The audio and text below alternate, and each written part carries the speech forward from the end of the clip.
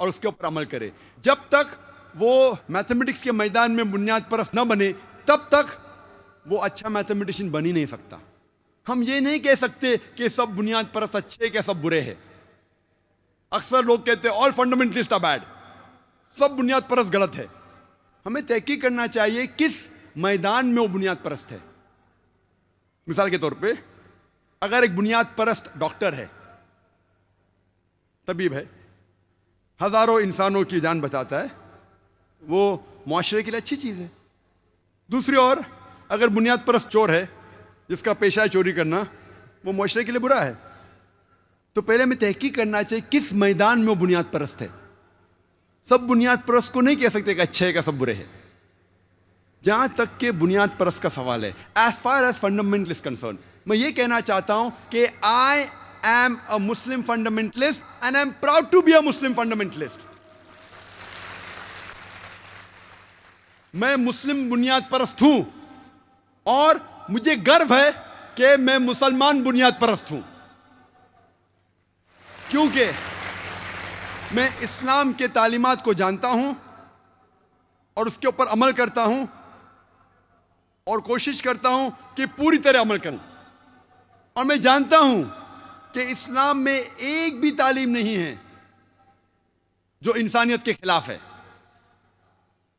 हो सकता है कुछ गैर मुसलमान लोग जो इस्लाम के बारे में नहीं जानते, वो समझते होंगे ये चीज़ इस्लाम में गलत है, वो चीज़ इस्लाम में गलत है, लेकिन जब उन्हें कहा जाएगा क्यों इस्लाम में ये तरीका इख्तियार किया गया है, तो एक भी अनबायस होशमंद इंसान ये नहीं कह सकता कि इस्लाम में एक भी तालीम है जो इंसानियत के खिलाफ है।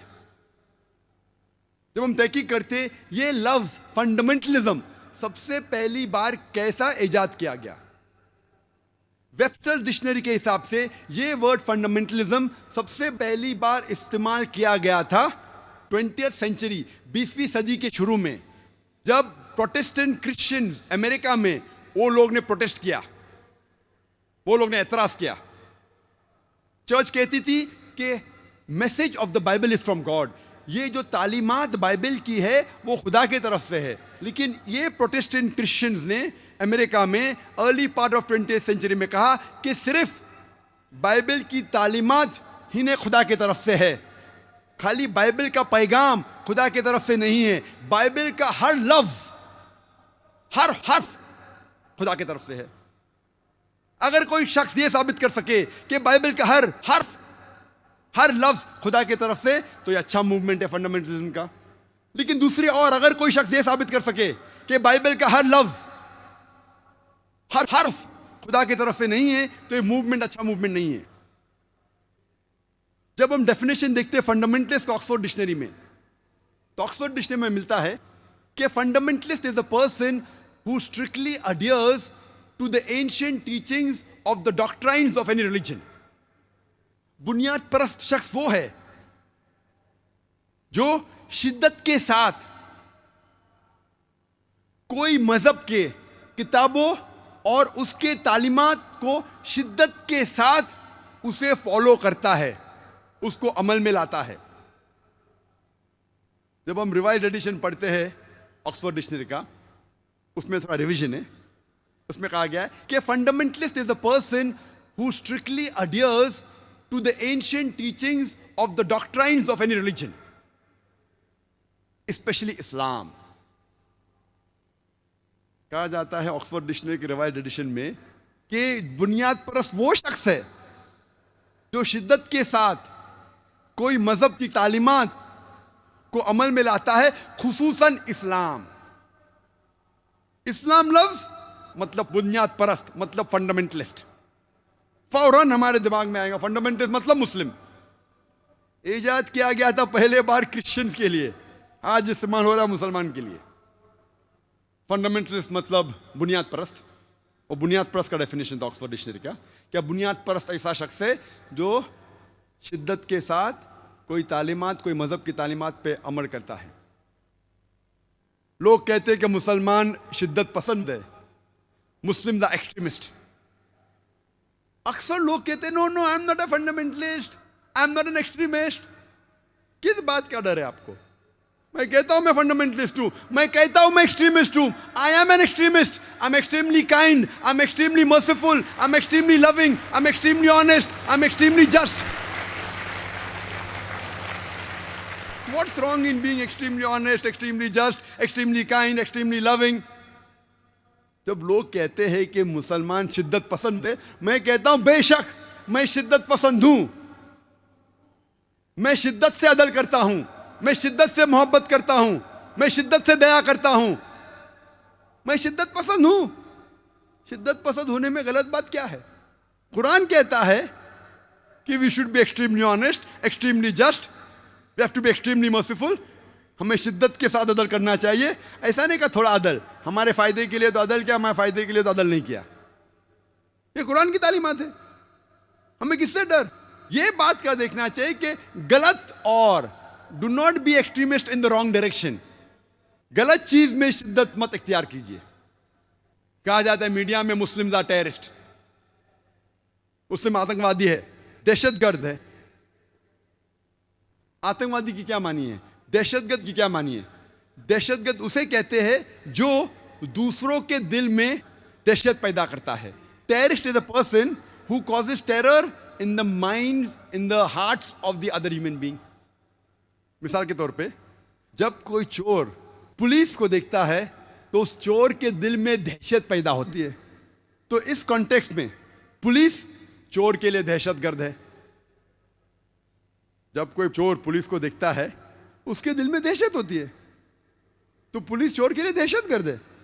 और ये मैं नहीं कहता हूं, टाइम्स ऑफ इंडिया में एक आर्टिकल आया था कि इंस्पेक्टर आंग्रे टेरराइजेस द अंडरवर्ल्ड। जो छुपे हुए गुंडे लोग हैं अंडरवर्ल्ड के, चोर है, उनके दिल में दहशत पैदा करता है। तो बिल्कुल सही है। तो उस तरीके से मैं कहता हूं कि हर मुसलमान जो भी गलत काम कर रहा है उसके दिल में हर मुसलमान दहशत पैदा करना चाहिए।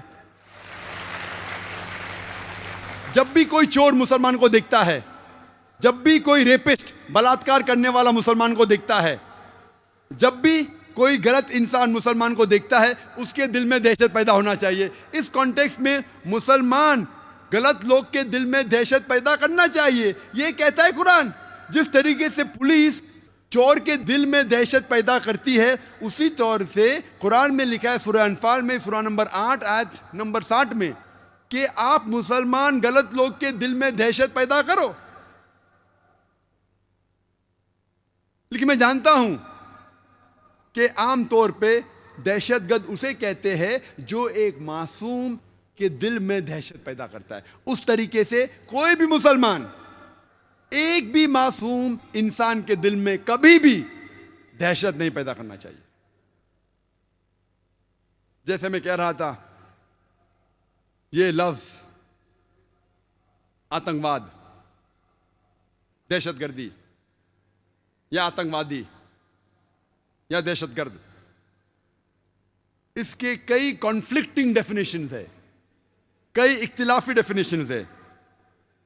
और बहुत से बार वही शख्स को दो लेबल दिया जाता है, वही एक्टिविटी के लिए, वही काम के लिए। हम जानते हैं कि 60 साल पहले, कई सालों तक अंग्रेज इस देश पे हुकूमत कर रहे थे और कई हिंदुस्तानी अपने आजादी के लिए, इस देश के आजादी के लिए लड़ रहे थे। ये लोग को ब्रिटिश गवर्नमेंट कहती थी टेररिस्ट, आतंकवादी, दहशतगर्द। हम आम हिंदुस्तानी कहते थे ये है पैट्रियट, ये देशभक्त है। वही शख्स, वही काम, दो लेबल, दो लक़ब। हम जानते हैं भगत सिंह, सुभाष चंद्र बोस, चंद्रशेखर आजाद, ये सब अपने देश के लिए लड़ रहे थे। इनके सिर के ऊपर नाम लगाया अंग्रेज ने दहशतगर्द। अगर आप अंग्रेज के व्यू से सहमत है कि अंग्रेज को हिंदुस्तान पे हुकूमत करने का हक है, तो आप बेशक कहेंगे दहशतगर्द थे। लेकिन जब आप आम हिंदुस्तानी से पूछते कि अंग्रेज तो तिजारत करने आए थे, उनको कोई हक नहीं हम पे हुकूमत करने का, तो हम कहेंगे ये दहशतगर्द नहीं है, ये देशभक्त है। वही लोग, वही काम, दो लेबल। तो लेबल देने के पहले हमें यह जानना चाहिए कि वो किस काम के लिए जिद्दोजहद कर रहा है। ऐसे कई मिसाल है तारीख में। हम जानते हैं अमेरिकन रेवोल्यूशन में 1775 में जब ब्रिटिशर्स अमेरिका पे रूल कर रहे थे, बहुत से अमेरिकन अपने आजादी के लिए लड़ रहे थे। उनमें से था George Washington, Benjamin Franklin.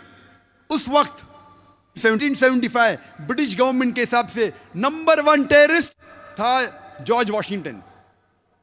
George Washington according to the British government was terrorist number 1 at that time. आजादी के बाद यही टेररिस्ट नंबर 1 जॉर्ज वॉशिंगटन बन जाता है प्रेसिडेंट ऑफ यूएसए। आप सोच सकते हैं, टेररिस्ट नंबर 1 बन जाता है प्रेसिडेंट ऑफ यूएसए, और वो गॉडफादर है सब प्रेसिडेंट्स का, इंक्लूडिंग जॉर्ज बुश। ऐसे कई मिसाल है। नेल्सन मंडेला, गोरी की हुकूमत जब थी साउथ अफ्रीका में, उन्होंने साउथ अफ्रीका में नेल्सन मंडेला को गिरफ्तार किया और 25 साल से ज्यादा रॉबिन आइलैंड में कैद कर लिया। आफ्टर इंडिपेंडेंस, सफेद हुकूमत जाने के बाद, जब साउथ अफ्रीका को इंडिपेंडेंस मिला, आजादी मिली, उसके बाद नेल्सन मंडेला को मिलता है Nobel prize for peace. The white apartheid government, गोरी की हुकूमत कहते थे नेल्सन मंडेला टेररिस्ट नंबर 1 है, 25 साल तक कैद होता है, उसके बाद उसको मिलता है नोबेल प्राइज फॉर पीस। ना कि वो बहुत खराब इंसान था, बाद में अच्छा बना। वही काम के लिए जिसके लिए वो 25 साल के लिए जेल में गया, उसी काम के लिए उसको मिलता है नोबेल प्राइज फॉर पीस। इसके क्या मानी है? 25 साल तक कैद हुआ, आतंकवाद का लेबल लगा, बाद में उसे मिलता है नोबेल प्राइज फॉर पीस। तो इससे यह हमें अंदाजा होता है कि जो भी पावर में है, जो भी लक़ब वो देना चाहता है आपको दे सकता है। हक की तो कुछ बुनियाद ही नहीं है, हकीकत को कोई जानना ही नहीं चाहता है। जो पावर में, जिसके पास ताकत है, वो जो लक़ब देता है लग जाता है। आज गैर मुसलमान कह रहे मुसलमान टेररिस्ट, लक़ब लग गया। हकीकत है कि नहीं, वो कोई जानने की कोशिश ही नहीं कर रहा है। जब मेरा एक इंटरव्यू हो रहा था तो इंडियन प्रेस में अक्सर प्रेस इंटरव्यू होते रहते, तो मुझे कह रहे थे टेररिज्म के ऊपर। तो मैंने उनसे कहा, जब ब्रिटिश प्रेस कहने लगी भगत सिंह को टेररिस्ट, आप मानते हैं? बोलते नहीं। क्यों? वो गलत है।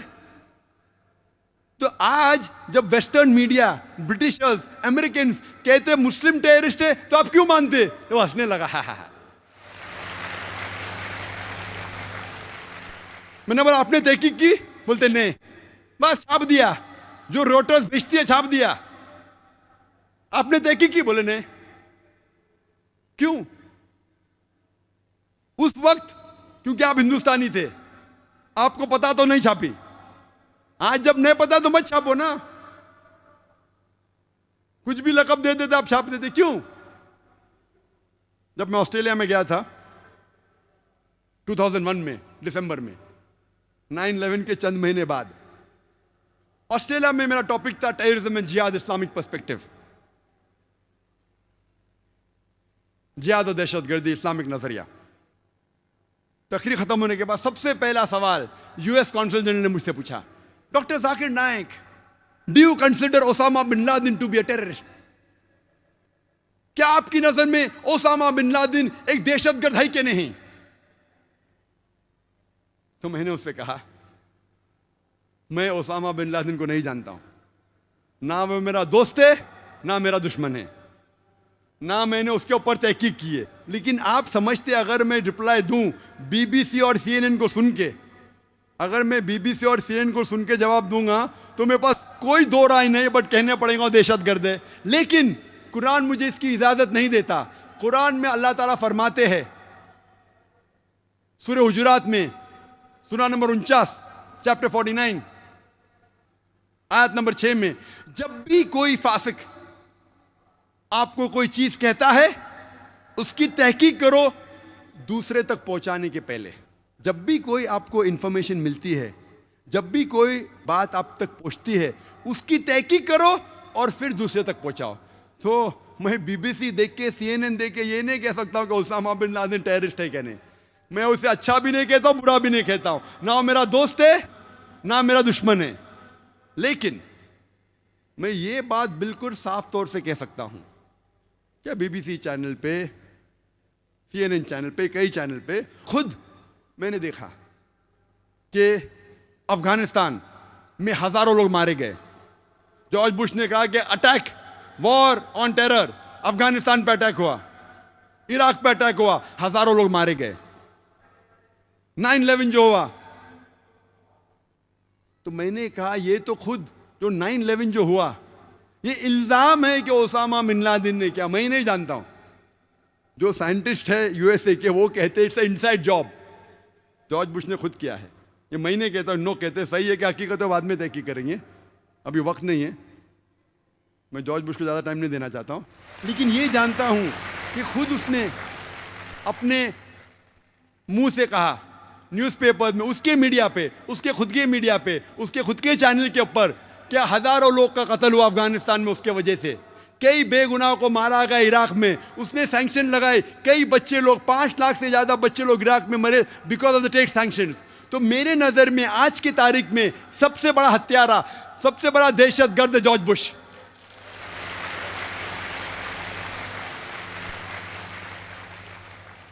फौरन US काउंसिल जनरल उठ गया और ऑडिटोरियम के बाहर चले गया। क्यों? कुरान कहता है सूरह इसरा में चैप्टर 17 वर्स नंबर 81, वकुल जाल हक वज़ाकल बातिल इन्नल बातिल काना ज़हूका, कहो कि हक आ गया है और बातिल का सर्वनाश होगा और फी नफ्सी बातिल को खत्म होना है। फौरन हेडलाइंस में, ऑस्ट्रेलियन न्यूज़पेपर में, doctor Naik calls himself a fundamentalist and says number 1 terrorist in the world is George Bush. Australian paper में आया। कभी 2001 में, 3 महीने बाद 11 सितंबर के, उस टाइम मेरे इल्म में कोई भी इंसान को, मैं नहीं जानता हूं, जो पब्लिक के अंदर कहा कि जॉर्ज बुश टेररिस्ट था। उस टाइम की बात कर रहा हूं, मुझे तो हक की बात करने का है कि नहीं, उस वक्त, इसलिए हेडलाइन में आ गया। आज हर ऐरा गैरा कहता है कि जॉर्ज बुश टेररिस्ट है। Every Tom Dick and Harry is telling that. अरे मैं नाम गिनाऊंगा आप लोग को, कितने लोग टेररिस्ट कहते हैं, तो पूरा दिन निकल जाएगा, नाम सिर्फ गिनाऊंगा तो। 2006 में वेनेजुएला के प्रेसिडेंट ह्यूगो चेवास ने कहा था कि George Bush is the biggest terrorist of the world and according to him US government is responsible for the killing of thousands of women and children and innocent men in Iraq. ह्यूगो चेवास ने क्या, number 1 सबसे बड़ा terrorist है George Bush. उसके बाद के president elect Evo Morales, उसने कहा कि जॉर्ज बुश टेररिस्ट है। हैरी बेलफोंट, जो एक बहुत बड़ा एक्टिविस्ट है अमेरिकन और वो एक सिंगर भी है, उसने कहा कि biggest terrorist is George Bush.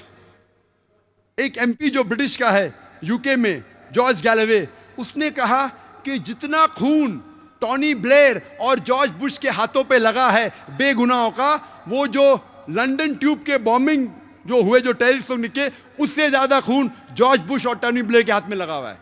किसने कहा? एक गैर मुस्लिम जॉर्ज गैलवे, जो मेंबर ऑफ पार्लियामेंट है UK का। हमारे इंडिया में भी कितने लोग ने किया है, ज्योति बासु, उसने किया 2006 में कि George Bush is the biggest terrorist. Betty Williams, जिसको अवार्ड मिला था नोबेल प्राइज फॉर पीस, अमन का अवार्ड मिला, वो कहती है I would love to kill George Bush. मैं बेहद पसंद करूंगी जॉर्ज बुश को कत्ल करने के लिए। आप सोच सकते हैं, Nobel prize for peace winner Betty Williams, एक औरत है जिसको नोबेल प्राइज मिला पीस के लिए, वो कहती है मैं नहीं देख सकती हूं बेगुनाह बच्चे मर रहे हैं, मैं चाहती हूं मेरे दिल से कि जॉर्ज बुश का कत्ल करूं। मैंने तो 2001 में कहा था, उस टाइम तो कौन हिम्मत नहीं करता था, अल्लाह की मदद थी। आज तो हर टॉम डिक एंड हैरी कहता है। जब मैं लंदन में लेक्चर दिया जिहाद एंड टेररिज्म पे, तकरीर थी जिहाद और दहशतगर्दी पे, इस्लामिक पस मंजर में, अच्छी तकरीर थी माशाअल्लाह। पहला सवाल एक नौजवान उठ के कहता है, doctor Zakir Naik, death to George Bush, George Bush का कत्ल करो। मैंने इतनी अच्छी तकरीर किया, कितने गैर मुसलमान थे, मेरे पूरे तकरीर पे पानी फेर दिया उसने। सब लोग ताली मारने लगे, जॉर्ज बुश को कत्ल करो, जॉर्ज बुश को कत्ल करो। मेरा मकसद है दावा देना, मेरा मकसद है अमन फैलाना। 1 घंटे की तकरीर की, इतनी मिसाल दी इस्लाम की, और ये नौजवान उठ के कहता है जॉर्ज बुश का कत्ल करो, और लोग ताली मारने लगे। तो मैंने कहा, अगर आप अल्लाह के रसूल की सीरत पढ़ेंगे, अल्लाह के रसूल कहते हैं कि उस वक्त इस्लाम के सबसे बड़े दुश्मन 2 लोग थे, दोनों का नाम था उमर। अल्लाह के रसूल अल्लाह से दुआ करते हैं कि ये उमरैन में से, ये 2 उमर में से एक उमर को हिदायत दे। तो मैंने कहा कि हम मुसलमान को दुआ करना चाहिए कि अल्लाह ताला जॉर्ज बुश को हिदायत दे।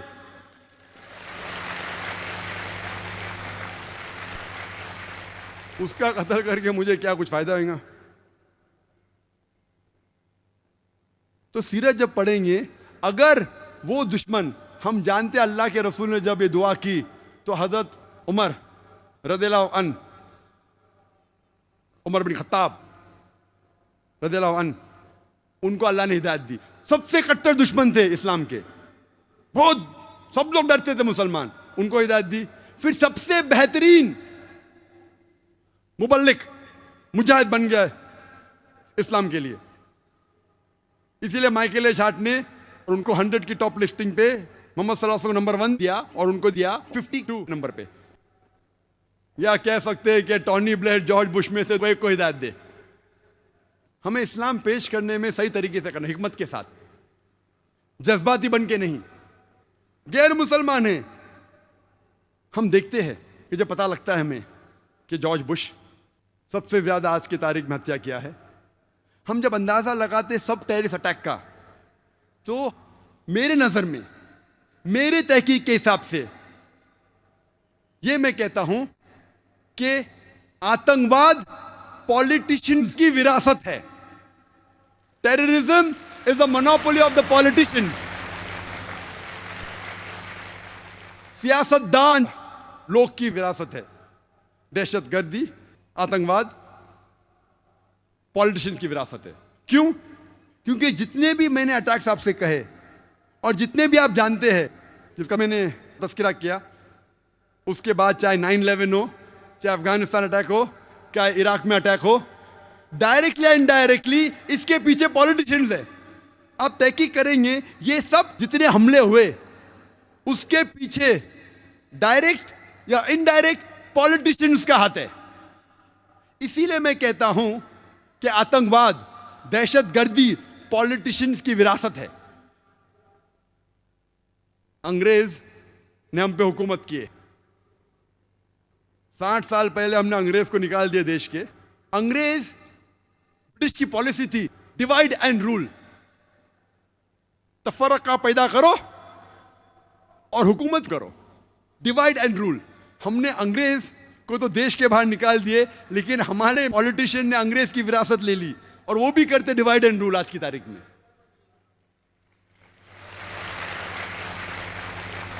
आप हिंदुस्तान की तारीख पढ़ेंगे, आज हिंदुस्तान सबसे अव्वल मुल्क है, सबसे अव्वल देश है जिसमें सबसे ज्यादा कम्युनल राइट्स, सबसे ज्यादा मजहब के नाम पे दंगे फसाद होते हैं।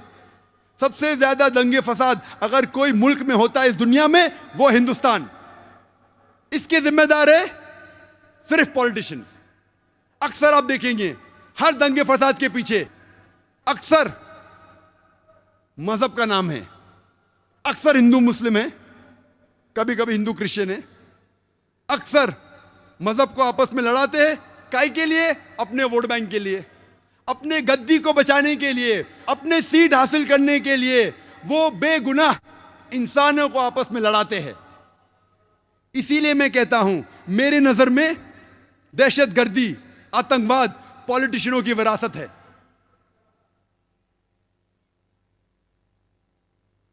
और इंडिया की मिसाल देने लगूं, उतना वक्त नहीं है, चंद अहम मिसाल कहूंगा मैं। पहले नंबर पे है कि पॉलिटिशियन की कोई जात नहीं होती, चाहे कोई भी पॉलिटिशियन हो, American politician, UK politician, Indian politician, Hindu politician, Christian politician, Muslim politician. अक्सर पॉलिटिशियन वो लोग रिस्पॉन्सिबल है जितने भी राइट्स होते हैं, अक्सर। इसीलिए एक शख्स ने कहा था कि politician they add fire to the fuel, वो चिंगारी लगाते हैं, ईंधन में चिंगारी। मैंने बोला नहीं, पॉलिटिशियन लोग they don't add fire to the fuel, they add fuel to the fire, वो ईंधन डालते हैं आग में।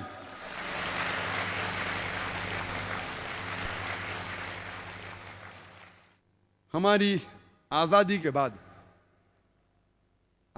ही पॉलिटिशियन का जिक्र कर सकता ना, आजादी के पहले तो करते थे हुकूमत अंग्रेज।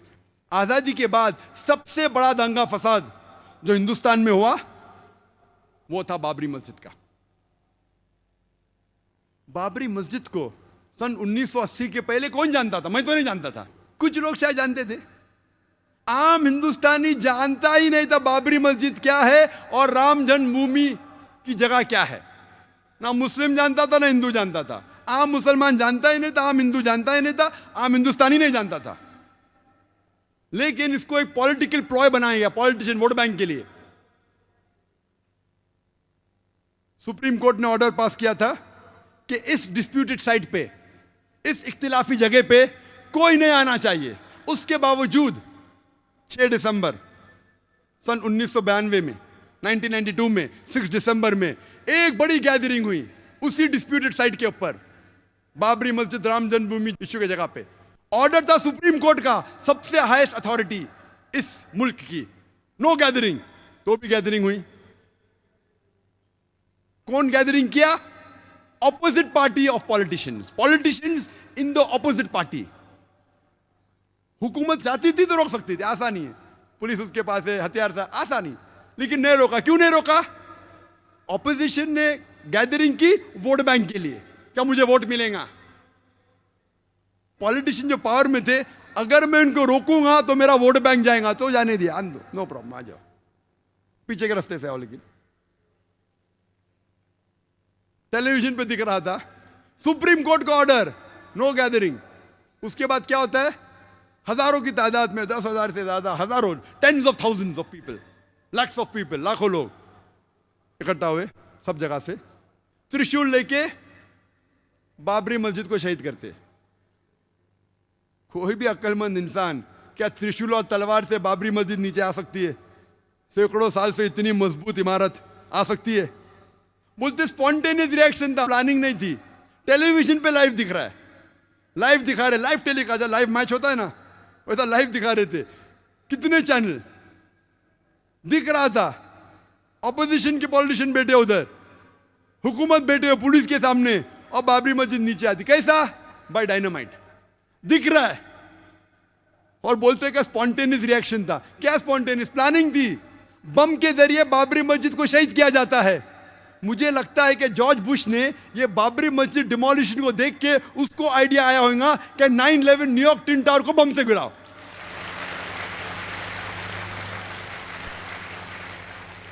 « 9/11 पे मुझे ज्यादा तकरीर नहीं करने का है, वो 9/11 तो इतना बड़ा, कम से कम 10 तकरीर कर सकता हूं मैं 9/11 के ऊपर, जॉर्ज बुश के ऊपर।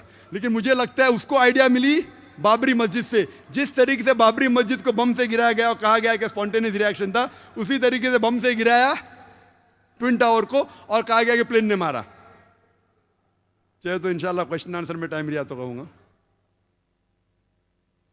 क्या होता है?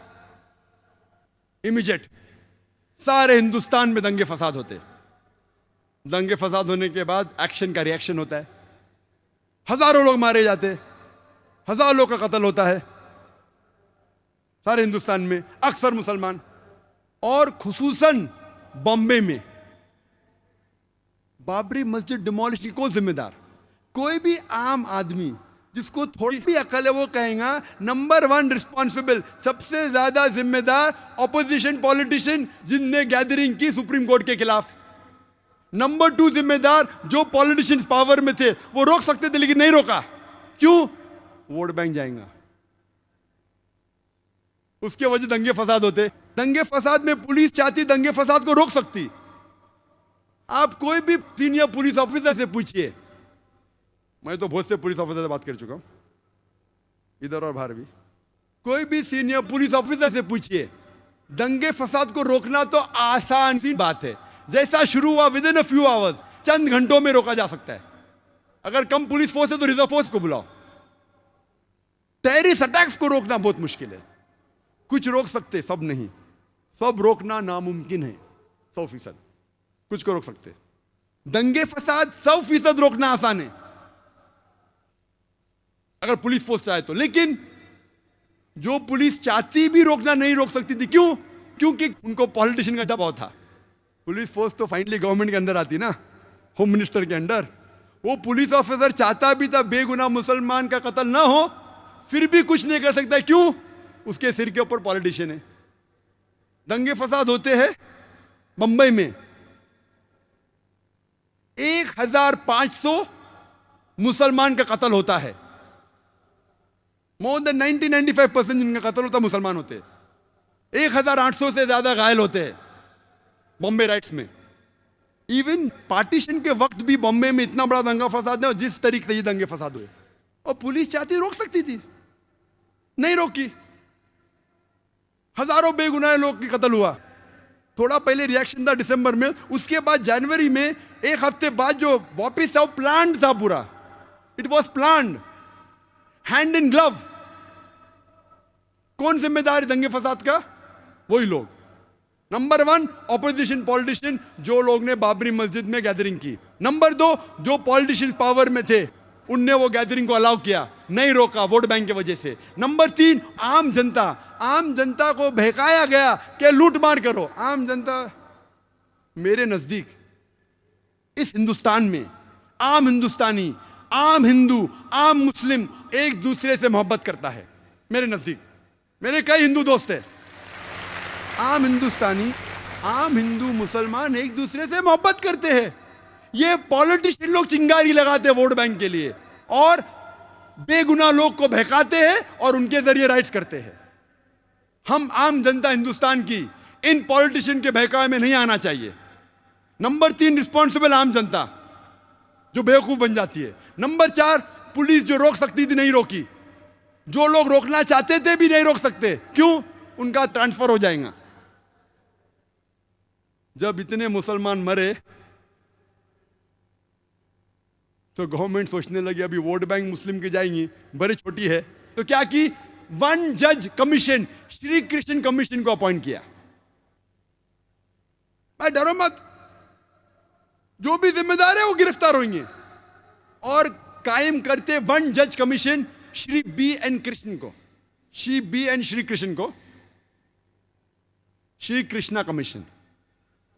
और मुझे कहना पड़ेगा बिलाशुबा कि जस्टिस श्री कृष्णा वो एक डिवाउट हिंदू है,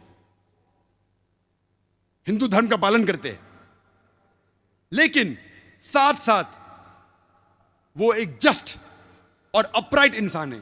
साथ साथ वो एक ईमानदार और अदल के इंसान है, नागरिक है। हमें गर्व है उसके ऊपर। जस्टिस श्री कृष्णा अकेला 1 मैन कमीशन, वो क्या करता है? वो तहकीक करने लगता है कि जिम्मेदार कौन है। रिपोर्ट बनाते 2 वॉल्यूम में। पहले वॉल्यूम में कहां कहां हमले हुए, क्यों हुए, क्या। दूसरे वॉल्यूम में कौन कौन जिम्मेदार थे।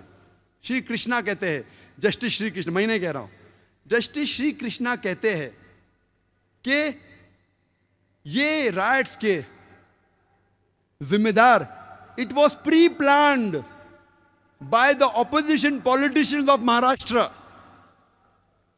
अपने रिपोर्ट में लिखते हैं नंबर 1 रिस्पॉन्सिबल शिवसेना बाल ठाकरे। मैं नहीं कह रहा हूं, श्री कृष्णा के, justice Shri Krishna. Number 2 the politicians in power, they could have stopped it. जो पॉलिटिशियंस पावर में थे वो रोक सकते थे, लेकिन नहीं रोका। नाम लिख के कहता है, माशाल्लाह, गट्स है उसके पास, हिम्मत है उसके पास, जस्टिस श्री कृष्णा। मैं उसको कांग्रेचुलेट करता हूं। अकेला मैन।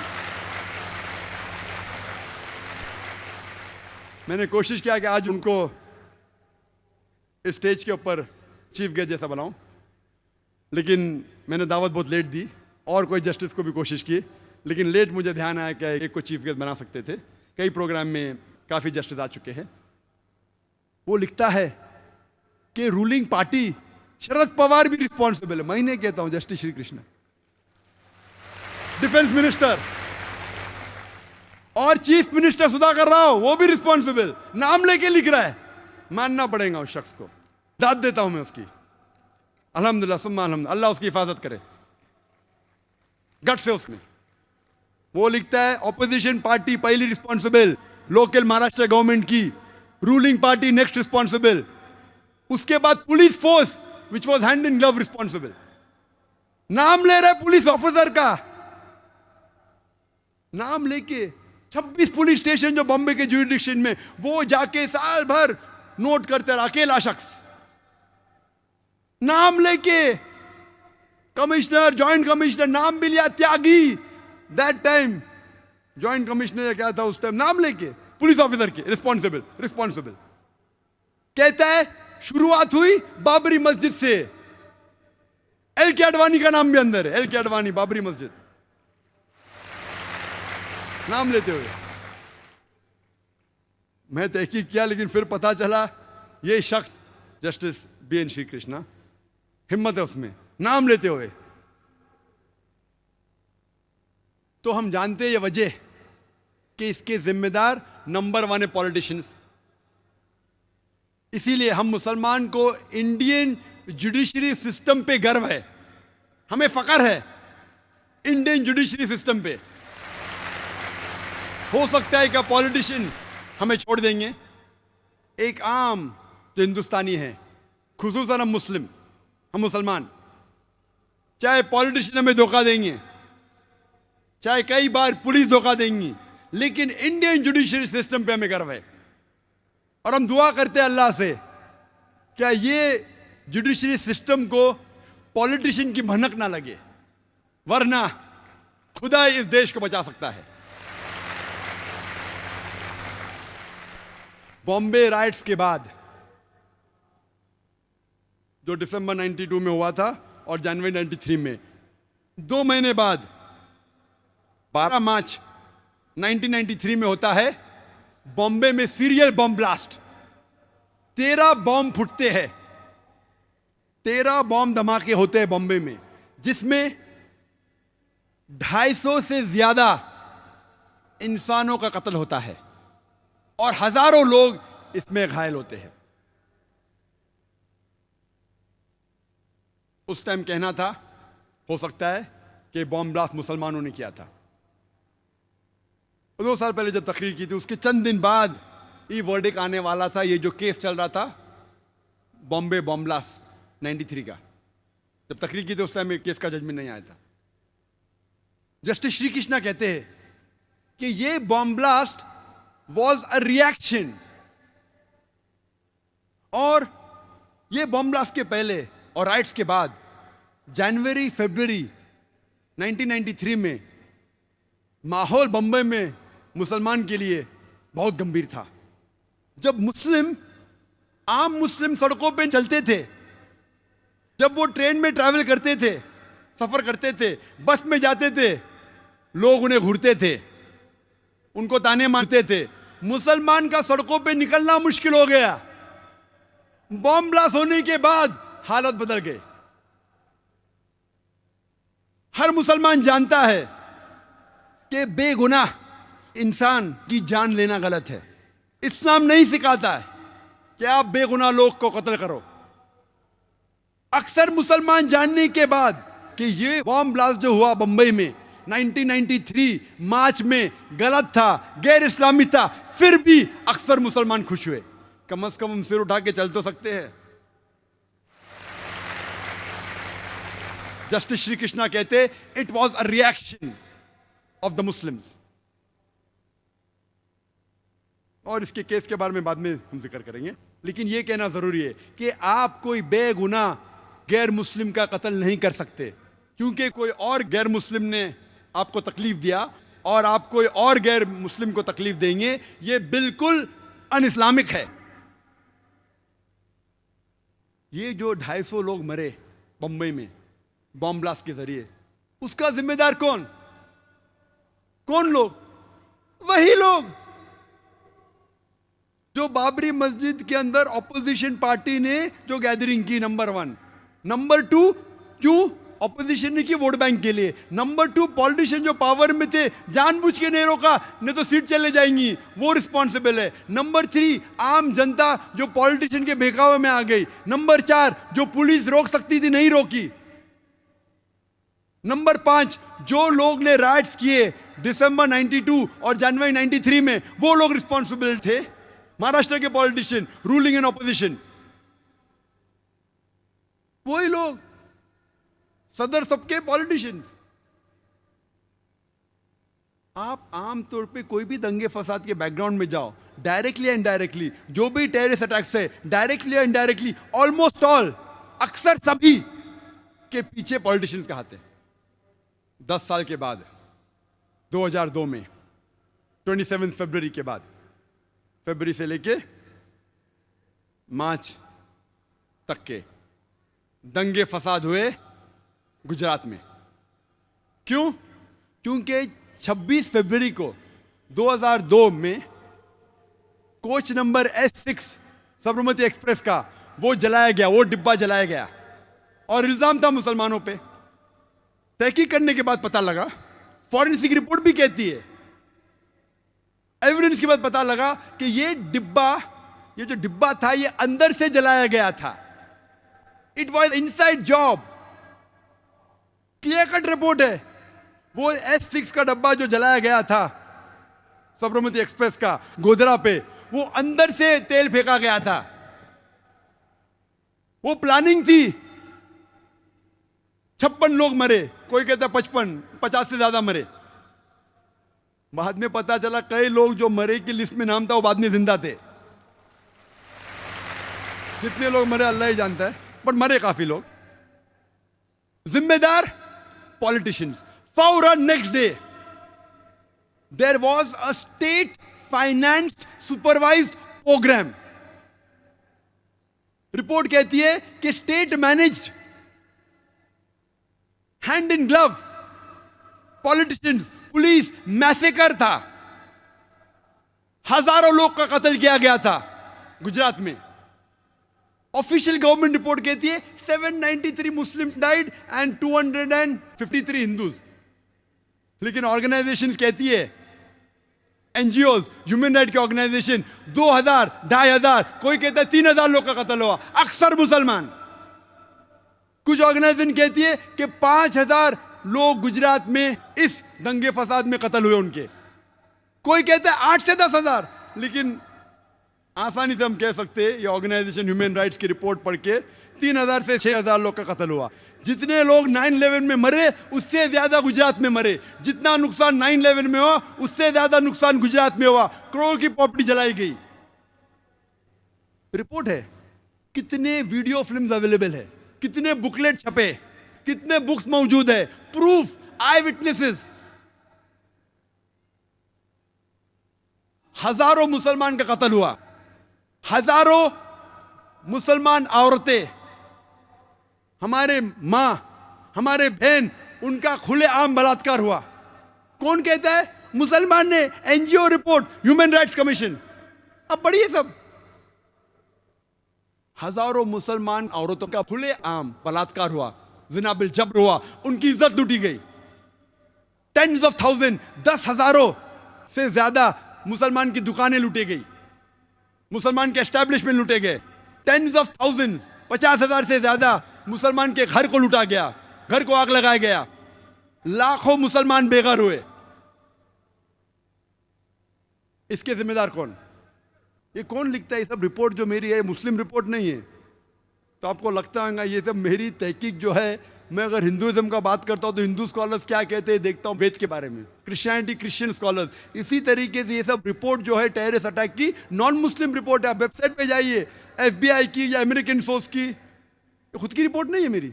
और कितने मैगजीन छपे। इस टाइम मुझे दाद देने पड़ेगा इंडियन मीडिया की। मीडिया बहुत बार गड़बड़ करते हैं, लेकिन इंडियन मीडिया अल्हम्दुलिल्लाह सुम्मा अल्हम्दुलिल्लाह। गुजरात रायत में एक आध को छोड़ के जो मीडिया पॉलिटिशियन कंट्रोल्ड है, उसको छोड़ के अल्हम्दुलिल्लाह सुम्मा अल्हम्दुलिल्लाह साफ साफ चैनलों पे दिखाया क्या गलत काम हो रहा है मुसलमान के खिलाफ, क्या बेगुनाह मुसलमानों को मारा जा रहा है, उनकी इज्जत लूटी जा रही है, उनका रास फास कर रहे थे। फिर भी पॉलिटिशियन को कोई फर्क नहीं पड़ता। उनकी प्लानिंग थी कि हमको ये दहशत पैदा करना है ताकि there will be polarisation of votes, vote बढ़ जाए और वोट हमारे तरफ आए। और वो बिल्कुल कामयाब हुए। जब नेक्स्ट इलेक्शन हुआ वो बड़ी तादाद में जीते, 2/3 मेजॉरिटी। ये जो हजारों मुसलमान लोग मरे, उनका कत्ल किया गया है, हजारों मुसलमान औरत को रेप किया गया है, हजारों लाखों दुकानें घर लूटे गए, जलाए गए, उसका जिम्मेदार कौन? वही लोग। Number 1 politician of the ruling state of Gujarat. Pre planned.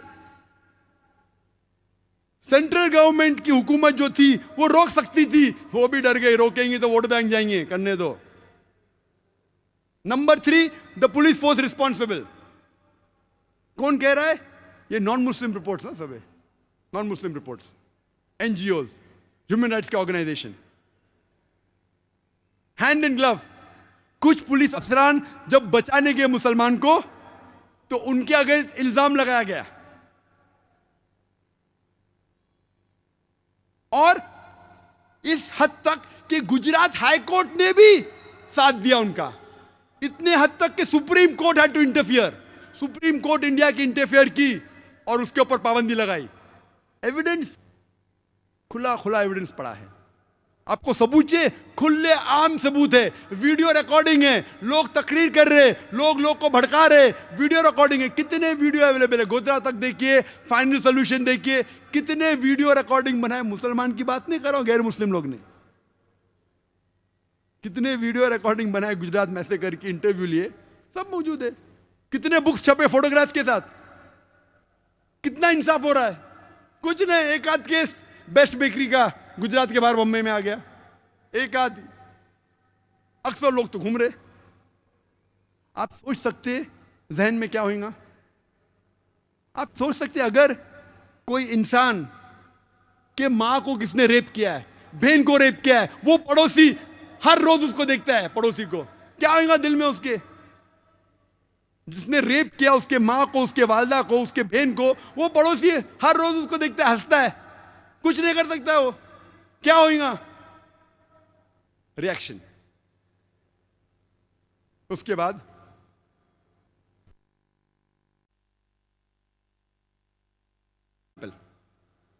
दो लोग आते, कई बेगुनाहों को मारते, अरेस्ट होते, कहा जाता मुसलमान थे, हो सकता है।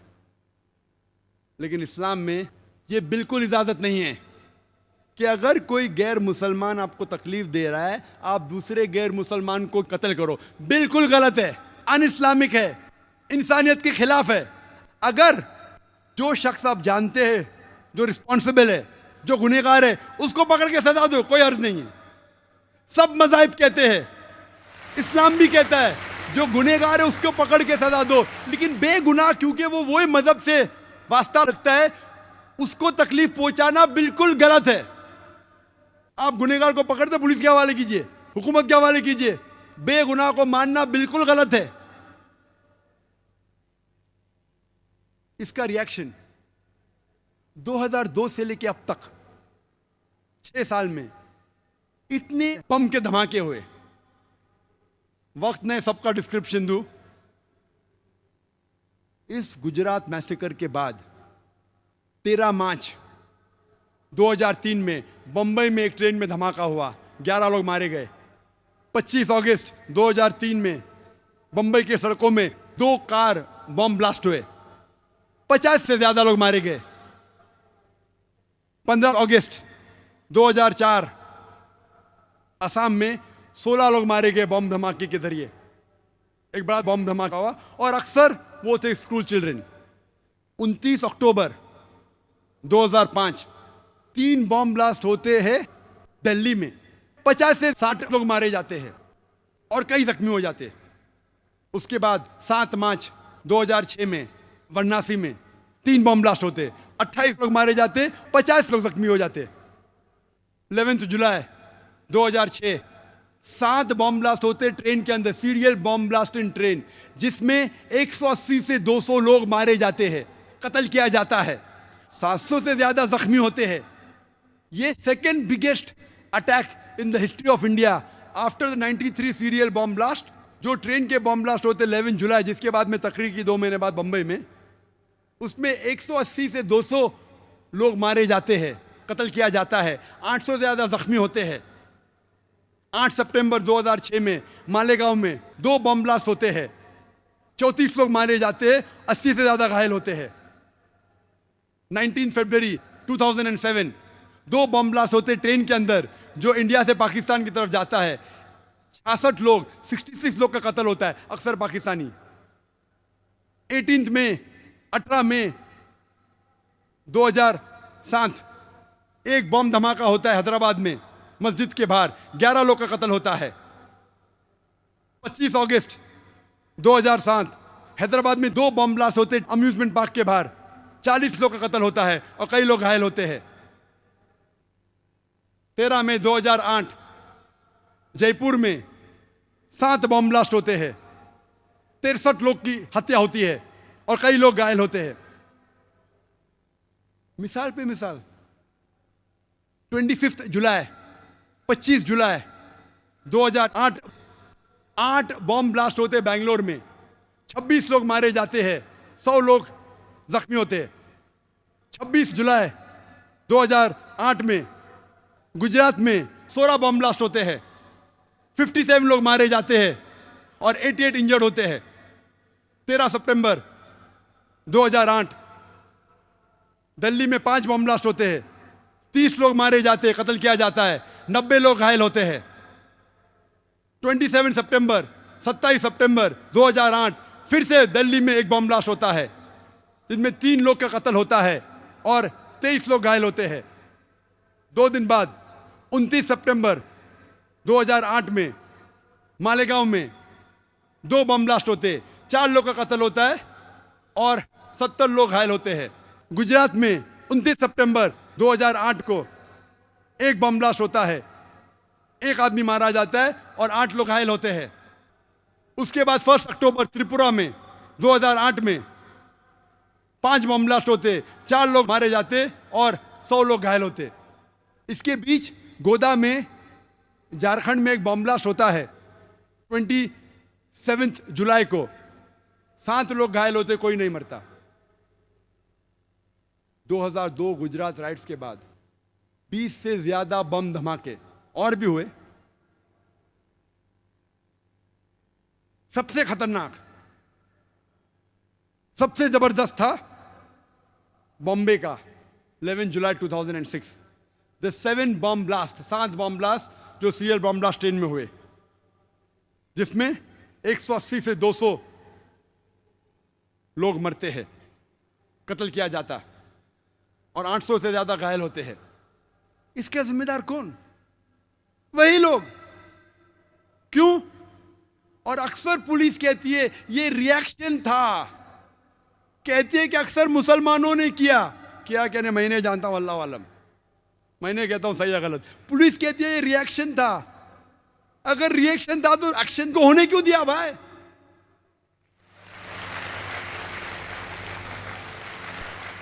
अगर रिएक्शन था तो गुजरात के राइट्स जिसने किए उसको अगर सजा देते तो बम ब्लास्ट होते ही नहीं थे। राइट्स को रोकना बहुत आसान है। आप पुलिस को लेके आओ, मिलिट्री फोर्स लेके आओ, कोई आदमी सड़क पे निकल ही नहीं सकता। टेररिस्ट अटैक्स प्लानिंग होती है, कितने भी आप तहकीक करो, कुछ पकड़ पाएंगे? सब नहीं पकड़ पाएंगे। चुपके चुपके करते, पीछे से करते, वही लोग रिस्पॉन्सिबल। गुजरात राइट्स के politician of Gujarat, the police of Gujarat, the politician of centre government, the जज जितने उनको ये नहीं किए, तो जुडिशरी जो गुजरात की, क्लियर एविडेंस है। लेकिन फिर भी अगर कोई गैर मुस्लिम तकलीफ दे रहा मुसलमान को गुजरात में, आप बॉम्बे में कोई दूसरे गैर मुसलमान को बम के धमाके से उड़ाए, ये बिल्कुल अन इस्लामिक है, हराम है। गोया के आपने सारी इंसानियत को कत्ल किया। कुरान में साफ लिखा है सूरह मायदा में सूरह नंबर 5 आयत नंबर 32 में, अगर कोई भी एक बेगुनाह को कत्ल करता है, ऐसा है कि गोया के सारी इंसानियत को कत्ल किया। ये बुज़दिली है। जैसा मैंने कहा, जो जिम्मेदार है उसको पकड़ो, उसको सजा दो, हर दम कहता है, इस्लाम भी कहता है।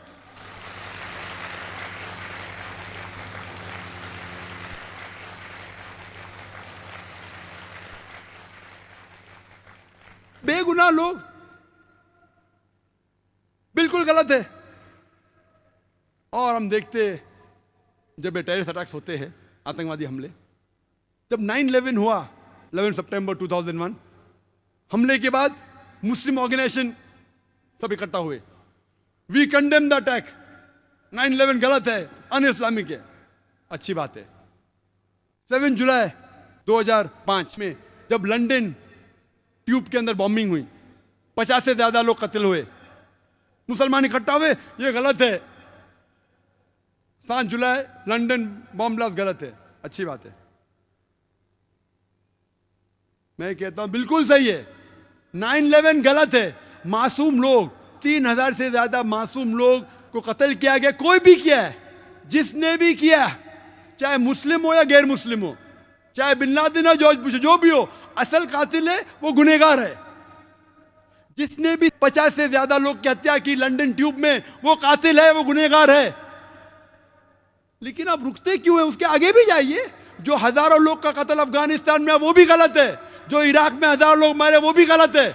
जो गुजरात राइट्स में 1000 मुसलमान मरे, वो भी गलत है। जो बाबरी मस्जिद के राइट्स में मरे, वो भी गलत है। आप क्यों डरते? मैं जब अमेरिका में गया मुसलमान से, ये आधे लोग को क्यों दोषी ठहरा रहे आप? नहीं जाकिर भाई, आप जानते नहीं, माहौल बहुत गंभीर है। मैं लंदन में गया, इंग्लैंड के मुसलमान से कहा, आप कंडेम किया, बिल्कुल सही किया, लेकिन आधा कंडेमेशन क्यों किए? बाकी लोगों को कंडेम क्यों नहीं कर रहे? जो लोग ने अफगानिस्तान में कत्ल किया, जो लोग ने इराक में कत्ल किया, जो लोग ने फलस्तीन में कत्ल किया, जो लोग ने लेबनान में कत्ल किया, जो लोग ने गुजरात में कत्ल किया, आप किससे डरते? आपको प्रोटेक्शन देने वाला सिर्फ अल्लाह है। अल्लाह के अलावा आप कितनी भी कोशिश करो, कितनी भी सिक्योरिटी लगाओ, इतने प्रेसिडेंट मारे गए क्या नहीं, प्रोटेक्शन, इतने बॉडीगार्ड, ये वो। कुरान में लिखा है सूरह अल इमरान में सूरह नंबर 3 आयत नंबर 160 में कि अगर अल्लाह आपके साथ है तो कोई भी आपको नुकसान नहीं पहुंचा सकता है, लेकिन अल्लाह अगर आपको छोड़ेगा तो कोई भी नहीं बचा सकता है। तो ए मोमिनो, अल्लाह में भरोसा रखो। जो गलत है वो गलत है। अगर मुसलमान गलत काम करता है, हमें उसे दोषी ठहराना चाहिए। हम नहीं कह सकते मुसलमान, हम ये कह सकते वो अच्छा मुसलमान नहीं है, वो बहकाया हुआ मुसलमान है, अच्छा नहीं है, गलत है, उसका साथ नहीं देना चाहिए। लेकिन जब गैर मुसलमान गलत काम कर रहे तो मुंह क्यों नहीं खोल रहे आप? अल्लाह के रसूल फरमाते, सही मुस्लिम की सही हदीस है कि अगर कोई गलत काम हो रहा है, हाथ से रोक सके तो हाथ से रोको, हाथ से नहीं रोक सके तो मुंह से रोको, मुंह से नहीं रोक सकते कम से कम दिल में कोसो। हम मुसलमान दिल में ही कोस रहे। अगर दिल में कोसेंगे तो सबसे नीचे दर्जे के मुसलमान हैं। अल्लाह ने अगर मुझे बात करने की तासीर दी है, हिम्मत दी है, अगर मैं बात नहीं करूंगा तो अल्लाह ये जबान को ले लेगा मुझसे। अगर अल्लाह ने मुझे बात करने की सलाहियत दी है, वो इंसान जो हकलाता था बचपन में, अगर अल्लाह ने मुझे मेरे जबान में तासीर दी, बात करने की अगर हिम्मत दी, अगर मैं बात नहीं करूंगा तो अल्लाह इस पीछ को ले जाएगा मुझसे। लेकिन हमेशा हक की बात करना चाहिए, खाली जज्बाती नहीं, हक की बात। और जब मैं तकरीर किया सितंबर 2006 में 2 साल पहले, एक हिंदू मुझसे उठ के कहता है, एक तालीम याफ्ता हिंदू, doctor Zakir Naik, if I was in that position and if someone rapes my mother, if someone raped my sister, someone robbed my house, if I was in Gujarat, I would have done the same thing what the people have done in the bomb blast. What they did in the blast in the trains. उसने कहा कि अगर मैं गुजरात में होता था और अगर मेरी वालदा, मेरी माता का कोई बलात्कार करता, मेरे घर को लूटता, तो मैं वही करता था जो ट्रेन ब्लास्ट करने वालों ने किया। सब लोग ताली मारे। मैंने कहा आप बिल्कुल सही कहते, आम इंसान ऐसा ही सोचेगा, लेकिन क्योंकि मैं मुसलमान हूं, मैं ये नहीं कर सकता। इस्लाम मुझे इजाजत नहीं देता, मेरा अल्लाह मुझे इजाजत नहीं देता, कुरान मुझे इजाजत नहीं देता। अगर कोई गैर मुस्लिम ने मुसलमान को तकलीफ पहुंचाया, मैं दूसरे गैर मुसलमान के ऊपर ब्लास्ट कर रहा हूं, बिल्कुल गलत है, बेबुनियाद है। मैं कहता हूं कि बुज़दिल लोग हैं वो, बिल्कुल बुज़दिल। क्योंकि जो दोषी है, मैं कहूंगा दोषी है।